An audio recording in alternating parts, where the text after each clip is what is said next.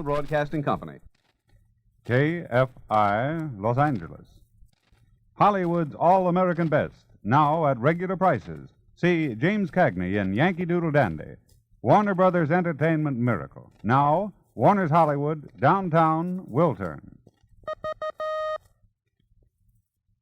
Down in Arkansas. Mosquitoes there are big as a hen. They jump on you and count to 10 and fill up like a fountain pen. Down in Arkansas. Lifebuoy presents The Bob Burns Show, bringing you latest news of those kinfolk in Van Buren. More doings of the Arkansas traveler. Spike Jones and his city slickers. Now, here he is himself, Bob Burns.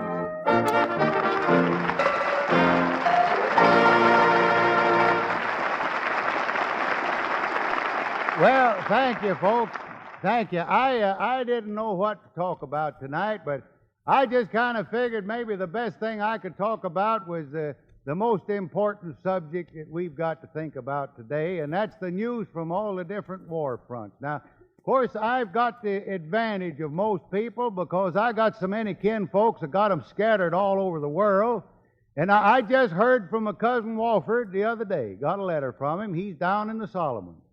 And Walford says he's just doing fine down there. He says he's living in a duplex foxhole with hot and cold running jets.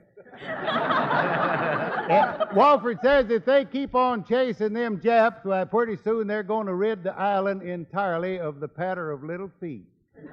And then I've got an uncle by marriage that happened to go over to Germany, and so he got caught in that war.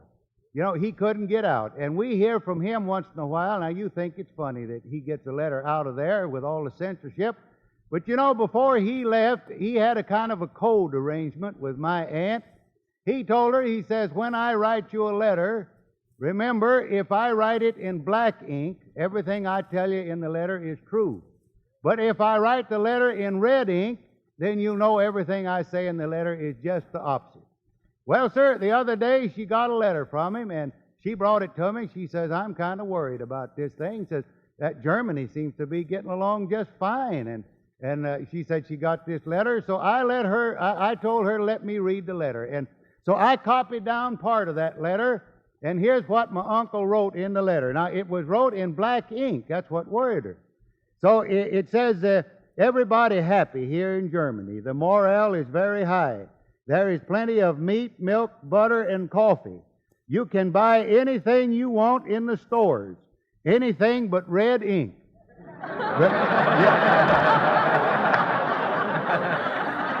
Well, sir, and then we got another letter from another uncle of mine, and he happened to be over in Russia. He's been over there for how in the world he ever got a letter out of there, I don't know. But anyhow, we got it. He said that when he was over in Russia just a year ago, when the Germans went marching across the steppes of Russia. He says right now the Germans are on their way back. He said they ain't bothering with the steps at all. They're sliding down the banisters. He said it looks like Hitler has finally met his Waterloo, and I was just thinking how happy we ought to be over here when the only Waterloo we know is when Spike Jones and his city slickers play it for us. You know, that's a funny thing. That Waterloo, that's the name of the number. Spike's all drawn back to play now. It's going to be sung by Del Porter, the same guy who wrote the song. Go ahead, boy.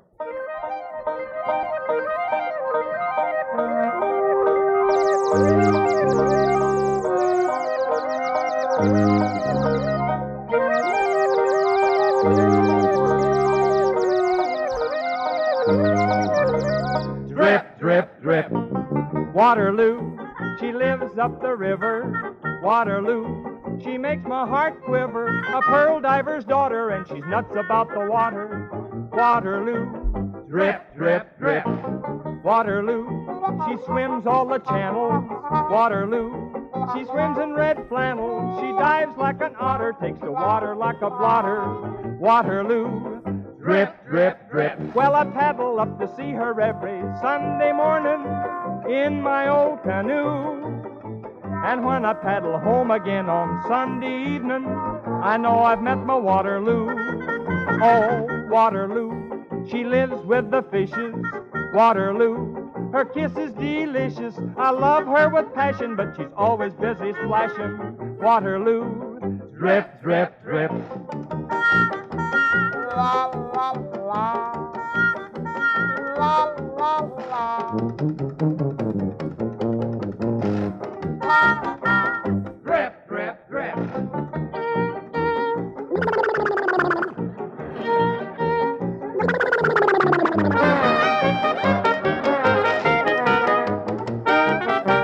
Drip, drip, drip. Well, I paddle up to see her every Sunday morning in my old canoe. And when I paddle back again on Sunday evening, I know I've met my Waterloo. Oh, Waterloo, she drinks only water. Waterloo, the other stuff got her. Her knees started sagging, now she's on the water wagon. Waterloo, drip, drip, drip.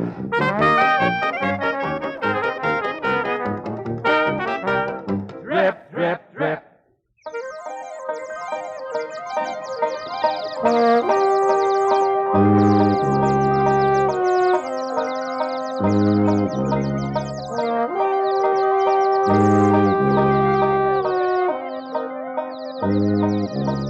Drip, drip, drip.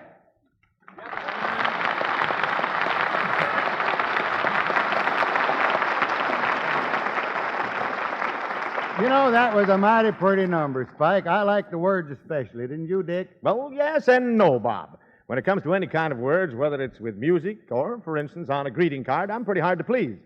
Take, for example, the greeting I sent to my dear old Aunt Minerva on her 89th birthday last week. It said, "Birthday greetings and a wish. This plain, sincere, and true, that's all of it I ever think and also wish you, all finally, especially of the soul, and ever take upon something to do from day to day." Well, Dick, I can see your nice old aunt uses one of them new high-powered speed trumpets, huh? Oh, sure. But of course, you really got to see that card to appreciate it.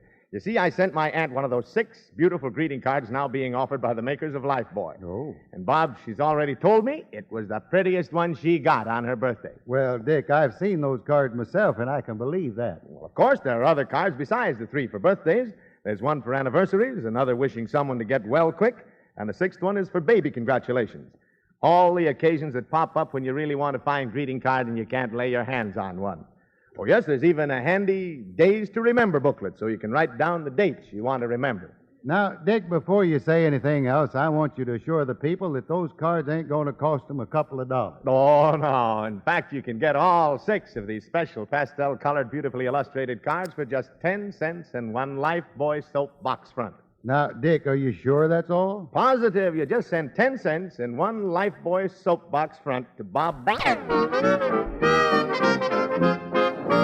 And now let's all go down to the newspaper office where Bob Burns, the Arkansas traveler, is resting his formerly wandering feet on an editorial desk as Julie and Dewey Flagg enter his sanctum.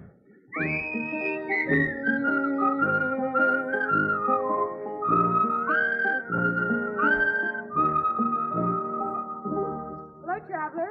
Hello, Julie. Hello, Dewey. Hello. Go ahead, Julie. Tell him. Well, Traveler, we're a delegation. Yeah, a delegation. Representing your friends and well-wishers. You don't say. Well, thanks. You see, Traveler, we just heard the good news. Congratulations. Yeah, congratulations. Wait now. What's this all about? Well, Traveler, only a few weeks ago, when Colonel Draper went into service and left you to edit this newspaper, well, you were a stranger here in town. Yeah, a stranger. Sound like there's an echo in this place. And now we hear that Mrs. Strawbridge is calling for you this morning in her town car. Oh, that. Well, it's just that I'm on a committee with her to pick out a place for the new USO clubhouse. But don't you know what being on that committee means? It means you're in society. Oh, I'm no such thing. Well, don't be indignant about it, Traveler. Lots of people would give a good deal to be in with the Strawbridges. Hey, Julie, get back to us being a delegation. Oh, yes, all right. You see, Traveler, if you're going out with people like Mrs. Strawbridge, all of us in the office want you to look your best. Well, I look all right, don't it, Julie? I should say not. You smoke that pipe of yours so much that your suit's all covered with ashes. Well, I guess this is what folk call one of them suits, huh? And look at your hat, Traveler. It's a disgrace. Yeah, a disgrace. Oh, you're wrong there, Dewey. I just bought this hat last week. You did? Yeah, of course, the fella I bought it from wore it a couple of years. Anyhow, I brought you a better necktie. Look it. A knitted tie, huh? Yeah, Ivy Ingalls knitted for me. Christmas. Here, put it on, Traveler. Well, thanks, Dewey. Hey, what's this lump at the end of the tie here? Oh, that's the toe. The toe? Yeah. You see, when Ivy started to knit it, she thought she was going to knit socks. Well, now, folks, thanks for your interest in my look, but I guess I'll have to go the way I am. Oh, gosh. There's Mrs. Strawbridge's car out there now. Yeah, that's what I mean, but don't you worry about how I look. During wartime, it's not patriotic to buy new clothes, and I've been patriotic ever since the last war.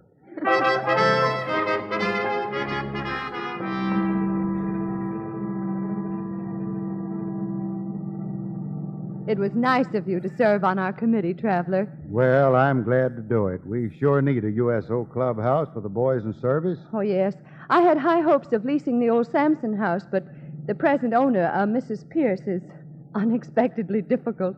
Well, I heard she's closing up that house and going south. Well, yes, but she won't lease it to us. You see, when she first moved here about a year ago, she spent money like water, but failed to make much impression. So now, when she's got something we want, she won't let us have it. Well, maybe I could talk to her. She used to be a good scout. Oh, do you know Mrs. Pierce? Yeah, I knew her long before she married old Waldemar Pierce and his money. I saw a picture of her she sent to the paper. I recognized it right away, all but her double chin. Well, do you think you might persuade Mrs. Pierce to let us have the house? Well, I don't know. I don't suppose she'll know me from Adam, but you drive me up to her house. We'll see if I can get to talk to her. Traveler, it might help when our butler comes to the door if you pretend to know him. You might call him something. If I have any trouble with him, I'll certainly call him something.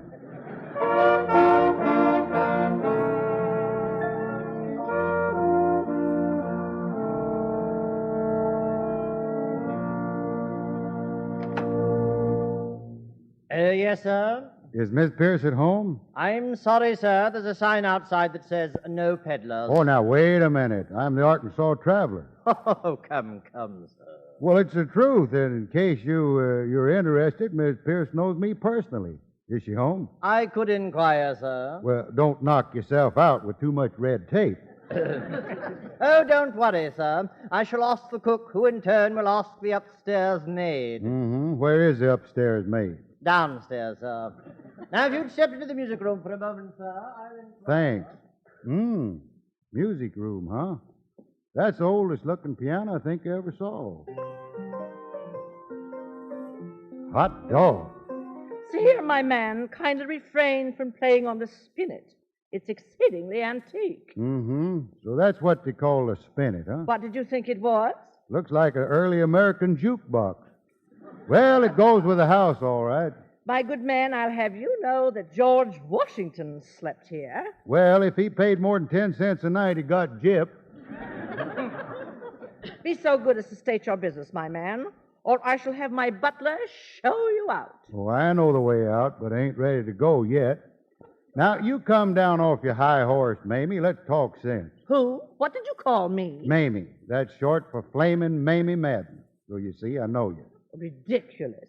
I am Mrs. Waldemar Pierce. Yeah, but before you married old Pierce, you was Flamin' Mamie, the Cayenne Canary. Oh, ridiculous. Oh, take off the high hat manners, Mamie. I worked the wheel game on Lou Dufour's Greater Exposition shows when you was Queen of the Midway, remember? Certainly not. You was good, too, Mamie. Listen, here's a song you used to sing. Some of these days, you're gonna miss me, honey. You remember that? Huh? Remember? How much do you want? How much money will you take to go away and keep quiet? Let's cut out the stalling. What's your racket, Traveler? Now, that sounds more like the old Mamie. I ain't working a racket, Mamie. I'm here to help you. Help me? How? Help you to make good in society? No, it's too late now. I've given up on this town. Well, why did you come here and buy a big house like this in the first place, Mamie? Well, I was born here, out back there in the coach house. My old man was the coachman. I always wanted to come back and be somebody in this burg. Well, I'll be doggone. See, all those years tramping up and down the world with carnival shows and burlicues and all that, I wanted to settle down and kind of belong somewhere. I wanted to have friends, nice friends. I wanted to know people like the ones who used to come calling at this big house when I was a kid, living back there over the stable. Mm-hmm. They wouldn't take you in, huh? No, somehow they spotted me for a phony. I couldn't crash the right crowd no matter how much I spent. Oh, it ain't the money, does it, Mamie? You'd have got further by just being yourself. You know, they'd like Mamie Madden if they had a chance to know her. Oh, sure, they'd love Mamie, the coachman's daughter. I don't think. They'd love Mamie Madden, the Cayenne Canary. They sure would, Mamie, because she's real. I'd like to beat this racket. I don't care a darn about society. I want friends. I can show you how to make some. Okay, what does it cost me? Oh, get your mind off of money, Mamie. When you used to put over those songs you sang, it wasn't just for the money there was in it. That was different. I got a kick out of singing. And the guys out front, they got a kick out of it, too. We liked each other, the people and me. Well, get the same feeling about this, Mamie. You know, you've got to give something to get something back. Now, you don't need a big place like this. Would you give it up for the boys' clubhouse if that helped you make the friends you want? Sure, take the house. I felt kind of mean afterward thinking about the boys. I wish I could do something more for them. Oh, you can, Mamie. You can give them the same kind of entertainment you gave their daddies in the last war. You mean sing for them? Sure. I want you to sing one of your old songs the night we open this place as a USO club. Are you game to do that, Mamie? Why not? My pipes may be rusty. I'm no Hetty Lamar. But I can still sell a number, or my name ain't Mamie Madden. Now it's time for you to go into your act. Look, Traveler, I can't do it. I got stage fright. What? Why, that bunch of soldiers out there ain't a tough audience. Oh, it's not the kids in uniform. I love them. It's the others. You know who's here, the cream of society. I know, but what of it? I can't sing for them. I can't even talk to them. I got Mrs. Strawbridge to make the speech of welcome for me. Say, she's all right. I told you she was. So are the others when you get to know them. All you got to do is be yourself. Listen, I got a poem I could recite. It's classy. It's from Shakespeare or Eddie Guest or somebody like that. Hey, now, wait a minute. Don't you do any poems, Mamie. You're a singer.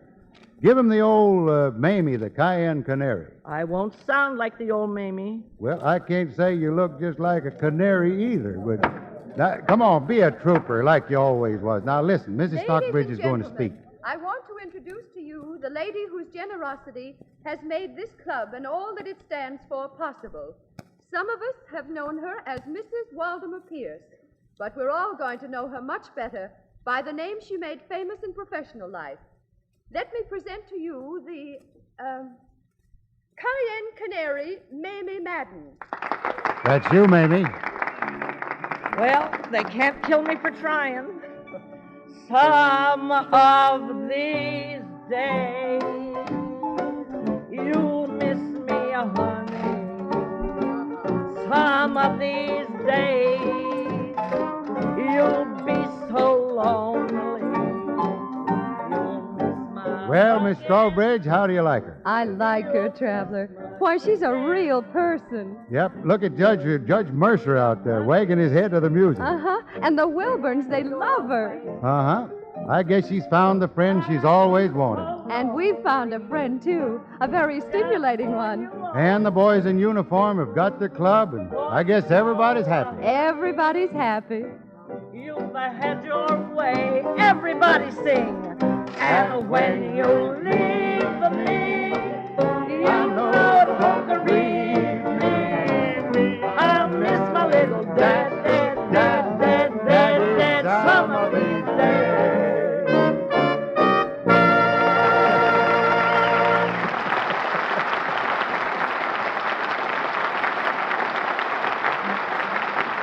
Well, I guess you might say the Traveler has put another edition of his paper to bed. But Bob Burns' more stories, his bazooka, and his cousin Luther Roundtree will be back in a minute. First, I'd like to find out how well you people know your history. Spike Jones and his City Slickers have a little historical quiz all worked up in words and music. And let's see if you can beat them to the answers. Why did Cleopatra slip Caesar the mumbo-jumbo? That's easy to answer. Why did Isabella put the skids to Chris Colombo? Chris didn't discover. Taking a bath with Lifebuoy saves everyone trouble. That new vanishing scent vanishes like a bubble. Take a tip from history, don't let yourself go. A daily bath with Lifebuoy will stop. You know, it's really a shame. So many of those great tragedies of history could have been averted if Lifebuoy had just been invented a few centuries earlier. But think how lucky we moderns are. We can take a wonderful, refreshing, cleansing Lifebuoy bath anytime we want to. In fact, millions of us do every day, because we know that a daily bath with Lifebuoy definitely stops BO. And now that Lifebuoy's clean scent vanishes so quickly, more women are turning to Lifebuoy every day. Yes, that new vanishing scent has sure made a hit with the ladies. After all, nobody wants to be old-fashioned and risk offending with BO. That's why we say, take a tip from history, don't let yourself go. A daily bath with Lifebuoy will stop.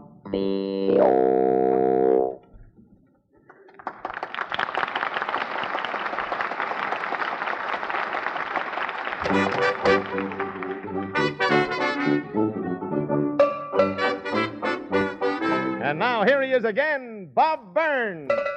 Here's Robin. Well, thank you. You know, I was just sitting over there while this last beautiful number was going on, and I was thinking, I bet you there's a lot of people that heard me do this little play tonight where I played the part of this carnival man. I bet you wondered how I could act so natural in that. But it's just because I want to tell you the truth. I was in a carnival show one time. I was, honestly, with Lou Dufour, great exposition show, 25-car show. And I always notice that when the public comes to a carnival show, you know, they don't believe anything they see. I don't know why it is, but they think everything on a carnival show is a fake. But it ain't. Now, in this show I was on, we had some Siamese twins. You know, the people thought they was fakes. But I want to tell you they wasn't. I've seen those Siamese twins many a time sitting back of the 10-in-1 tent eating watermelon. That is, one of them would be eating the watermelon, the other would be spitting out the seed. But it's the funniest thing how I got started in the carnival business. That was all on account of my eating cousin. That's my cousin Glut. That boy, could eat more than any man I ever saw in my life. That's why they call him Glut. Why, that boy eats an Idaho potato like you and I'd eat a grape. I remember Papa used to say, Glut will eat till the cows come home and then he'll eat the cow. Nobody in Van Buren would ever invite him any place because he ate so much, and he was ostracized by society. And so he left Van Buren, and we heard years later that the boy had made a big name for himself in a carnival show. And we didn't know what he was doing until one day this big carnival show came to Van Buren. And we all turned out because we heard that my cousin Glut was with the show. And we went down there to kind of scoff, if I want to be truthful about it. But just imagine the feeling of pride that filled our hearts when we saw that big banner in front of this 10-in-1 show, where they had a great big banner, and there was a life-size picture of my cousin Glut, and underneath the picture in great big letters, it says, Pee-wee the pig, the human glutton. Why, we was the proudest family, and it just goes to show what a boy can do if he loves his work. And you know, now he didn't get paid much in the show. He made his big money after the show. Of course, during the show, he had to eat a goat every show. You know, he did 6 shows a day. But where he made his big money was after the show, his manager would make bets with the town people about how much Glut could eat. And I remember in Van Buren there, he bet the citizens that he took all comers there. He bet that my cousin Glut could eat a whole stalk of bananas in 10 minutes. And everybody in Van Buren turned out for it, and I never saw such a big stalk of bananas in my life. And Glut, when the man shot the gun, Glut started eating. And he'd pull them bananas off with both hands, and he'd just eat them Didn't bother to peel them, ate them just skin and all. And so when he got halfway through this bunch of bananas, his manager got kind of worried, you know, it is such a big bunch. And his manager hollered up to Glut. He says, "Hey, Glut, why don't you peel them?" Glut says, "I don't have to peel them. I know what's in them." But now then, just his success, that gave us all an idea. And oh, I had so many of my kinfolks that went in the carnival business. Uncle Slug, that's my drinking uncle. He went in the car. He walked a tight wire, but he gave it up. One night the wire wasn't tight, and he was. and then my cousin Luther Roundtree, his folks got on the carnival business. They did some kind of an act, and I never did know just what kind of an act. Luther, it is true, ain't it, that your ma and pa, they did an act on the carnival show, didn't they? Oh, sure. I came from a theatrical family, bet you lie. Yeah, that's what I mean. But now, I never did know just what kind of an act did your mom and papa do. Well, they had one of them novelty acts. Mm-hmm. You know, Papa, he'd put a 100-pound rock on Mama's head, and then Papa would break the rock with a 20-pound sledgehammer. It was a killer. Well, now, wasn't that pretty hard on your mama? Oh, sir, it was. After 30 years, I had to finally give it up, too. What's the matter? Did your mama start getting headaches? No, her ankle started to swell. Well, now, boys, you know, there's one thing I remember from that carnival show. I'll never forget it if I live 1,000 years, and that was that old merry-go-round. I'll never forget the day it broke down. Spike, I wonder if you boys could play The Merry-Go-Round Broke Down.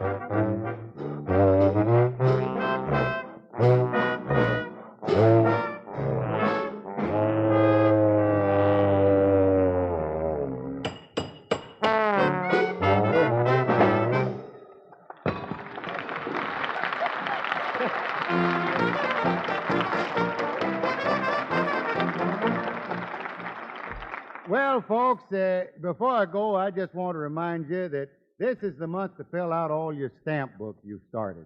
Now, we're buying bonds just fine, but war stamps are mighty important, too.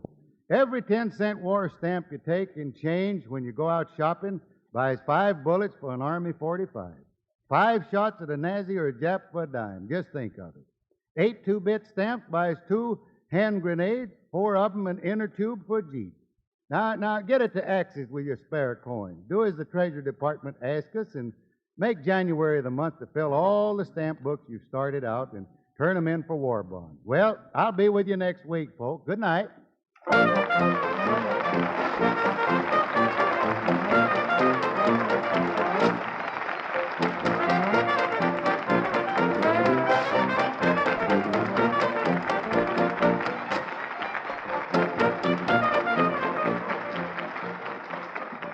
The makers of Lifebuoy will again bring you Bob Burns next week at this same time with more about his relatives, more doings of the Arkansas Traveler, and Spike Jones and his City Slickers. Remember, Lifebuoy is the only soap especially made to stop